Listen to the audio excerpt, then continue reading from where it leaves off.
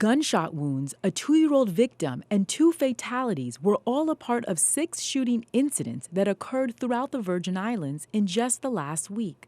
Police also reported 2 cases of reckless endangerment. We always caution the public not to look at crime statistics or events that transpire over a relatively short period of time as an increase.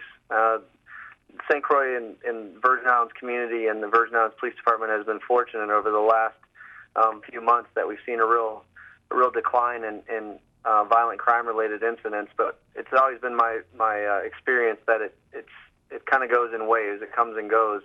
And unfortunately, over the last week, we have seen a number of these incidents. And typically, when we do see these sort of things start to rise up like this again, we take proactive measures in order to knock it back down and get control of the situation. The recent shootings go back to last week Friday on St. Thomas, when a 24-year-old man was shot and killed in the Paul Pearson Garden housing community.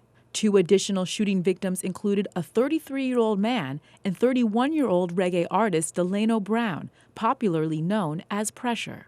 For the next 4 days, shooting incidents occurred on St. Croix. Last Saturday, it was reckless endangerment when shots were fired toward a 23-year-old man on South Shore Road.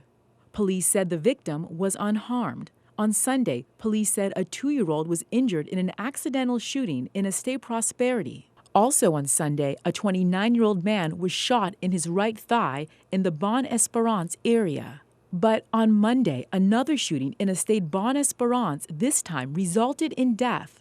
Police said 24-year-old Nemesio Camacho III was shot in his head. He was pronounced dead on Wednesday. 1 shooting and 2 reckless endangerment incidents occurred on Wednesday in the territory. On St. Croix, police said a 19-year-old was shot by his 17-year-old co-worker, and later that night, several shots were fired at a home in Estate Barron Spot. Also on Wednesday night, over in St. Thomas, shots were fired in Estate Anna's Retreat, where police arrested Nyabinji Parker. Actually, just today I signed an operational plan in direct response to what's happened over the last week. And I'm just leaving right now about the 15-member team that's going out tonight, and it'll be proactively policing, and that is the saturated patrol officers. Allison Bourne-Vanek, News 2.